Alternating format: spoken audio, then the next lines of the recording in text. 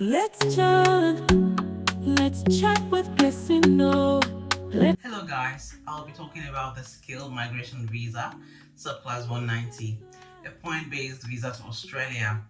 190 is a permanent resident visa that is not linked to employer sponsorship, meaning that you do not require a job offer or an employment contract before you can apply for it. In my previous video, we discussed the other point-based subclass visa, 189, popularly called the Skills Independent Visa. If you missed this video, the link is provided in my description for this video.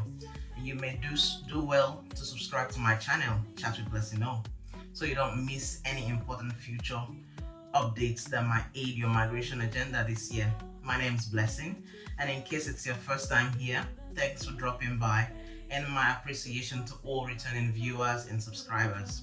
I'm appreciative of your support here. And please take a moment to give this video a thumbs up if you have not done that already. In today's video, I will be talking about the 190 visa, also known as the Skilled Nominated Visa. The difference between the 189, the Skilled Independent Visa, and the 190 Skilled Nominated Visa is that the state often nominates applicants for the latter. While there is an overlap between 190 and 189 visas, in terms of the features and application processes, they both have the same privileges as permanent resident visas. Let's delve into a few similarities. The 190 visa lets nominated skilled workers live and work in Australia as permanent residents. With this visa, which costs approximately 4,640 Australian dollars, you can work and study in Australia, sponsor eligible relatives for permanent residents, and if eligible, apply and become an Australian citizen via conferral. However, let us explore the difference between these two popular visas to aid your decision making for the interested applicants.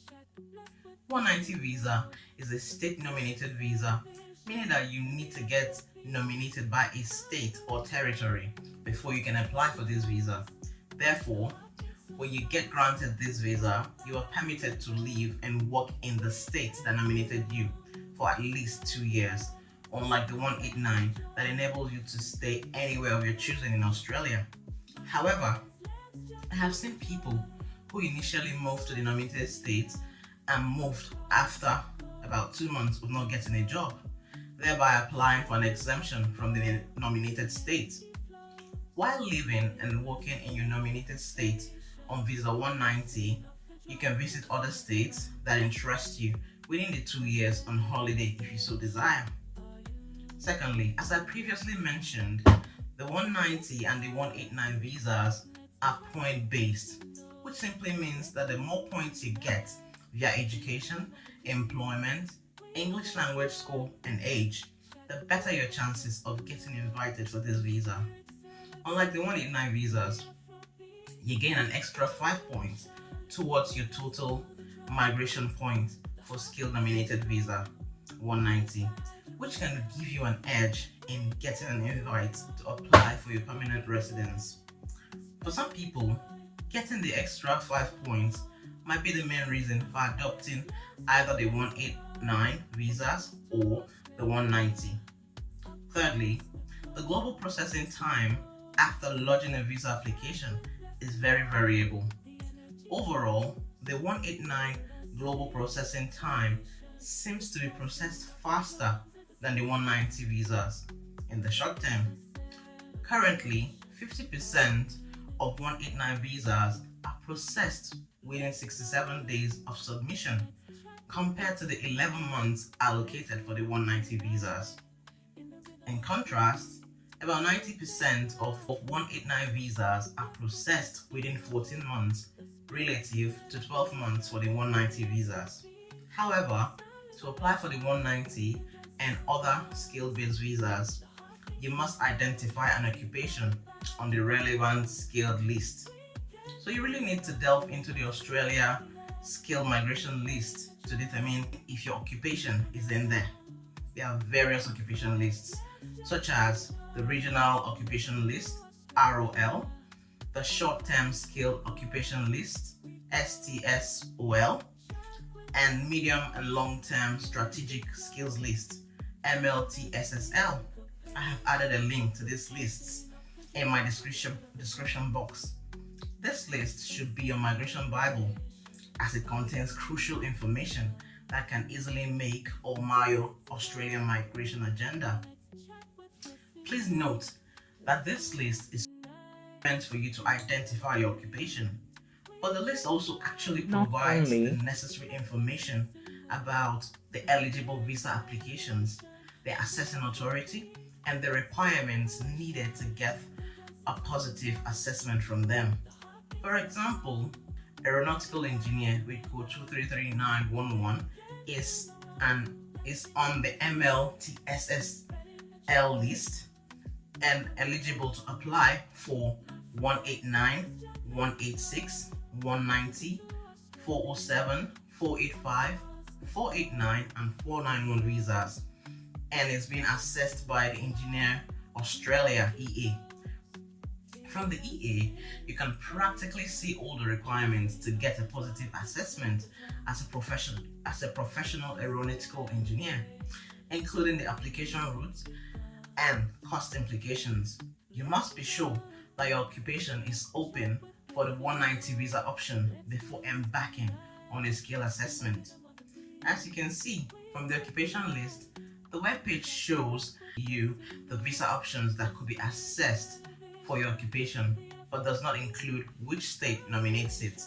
Therefore, you need to go a bit further in your research to identify the states sponsoring your occupation for 190 visas.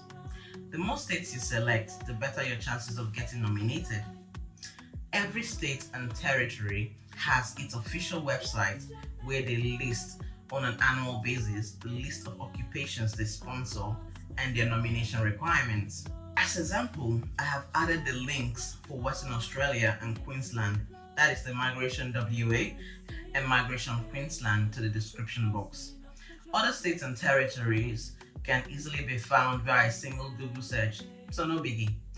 Then, from the website, check whether your occupation is currently being sponsored by the state or not. For example, for the 2023 to 2024 eligibility requirement, it shows the general stream and graduate stream as options for people interested in WA migration. The general stream is a skilled migration pathway for a range of occupations and industry categories as listed in the WA Skilled Migration Occupation List. That's the WAS MWEL, Schedule 1 or Schedule 2. Whereas the graduate stream is a skilled migration pathway for eligible international students who have completed a vocational education and training, that's the VET, or higher education qualifications in WA, as listed on the graduate occupation list, GOL.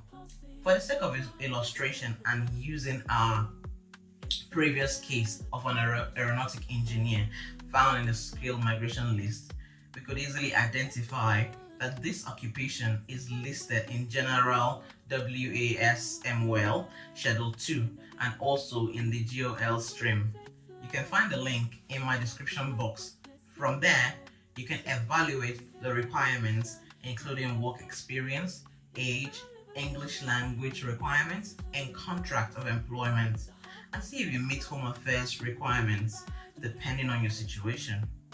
Note that you can only go for the graduate occupation list if you have studied in WA for a minimum of 2 years. Otherwise, WASMOL is your only option. That's WASMOL. Similarly, other important information could be obtained from the website, including the steps towards getting the WA state nominations. I hope that makes sense, as this is a very crucial step that you must complete if you are interested in the 190 visas. The application process for the 190 visa is the same as the 189. So in brief, you need to create an expression of interest, receive approval to nominate the state, get issued an invite to apply And finally, apply for the visa. Please make sure that you have procured a positive skills assessment and met the English language requirements before expressing interest, as this is very important. I have seen people create expressions of interest without skill assessment and then try to get skill assessment done after approval and then lose their nomination at the end of the day. Your skills assessing body needs to evaluate your documents, including your work experience if applicable, and your qualifications against the standards of that profession in Australia. Therefore, if all standards are met, they will issue you a positive skill assessment needed for expression of interest. Likewise, you need to find out from your assessing body what exams are used to prove English requirements. For instance, I know that Engineering Australia accepts different tests, such as the Pearson Test of English Language, that's the IBT, PTE Academic, TOEFL, and IELTS. The link is provided also below for your reference. Whereas the IELTS academic test is the only English language proficiency accepted by the Australian Association of Social Workers, AASW, for social workers. As you can see, the onus is on you to find out detailed information from your assessing body before embarking on the skill assessment journey. Please note that all this information is easily accessible online via a simple click on Google, and you are encouraged to do your research before embarking on this journey. As I previously mentioned, all the information is on the skill occupation list. I will provide the relevant links in my description box for easy access. Once you receive your positive skill assessment, you need to either create a new expression of interest, EOI, or modify your existing profile on the Skill Select website. You basically answer all the personal information and upload all the necessary documents before submission.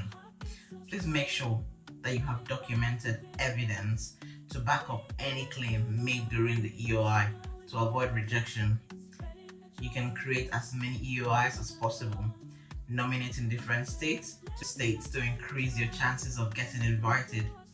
Finally, the submission is followed by the waiting game till your EOI is approved. Once your expression of interest is approved, you will receive an invitation to lodge a state nomination application. Please be careful. I have seen people who received an EOI invite but ended up not receiving the state nomination.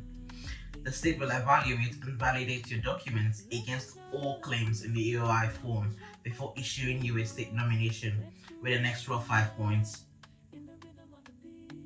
Finally, an invitation to lodge Visa 190 with the Home Affairs. Please make sure that you have all the required documents ready for visa application, as you will need to make your visa application within 60 days after obtaining the state nomination approval and invite. Meanwhile, details regarding the visa application, including generating a HAP ID for medical examinations, proof of funds, and others are the same as those of 189, hence not repeated for brevity. If you're interested, please check out my video on 189 visa applications. If your visa is granted, you will then be required to meet your long-term commitments to living and working in the states that nominated you. For people nominated by WA, this includes moving to WA within 3 months of receiving your visa and complying with applicable border rules at the time, registering for your arrival with WA Migration Services, living and working in WA for 2 years upon arrival, and completing surveys upon request for these 2 years. For people also already residing in WA, this includes registering your visa grant date with WA Migration Services, living and working in WA for 2 years following your visa grant, and thirdly, completing surveys upon request for these 2 years. Other states and territories follow similar processes. Thanks for watching my video, and I'll see you in my next one. Do not forget to subscribe to my channel, Chat with Blessing O. Bye for now. Slow, the energy flows. Feel the sync. syncopation, the pulsing of the drums, it's the sound of the drums.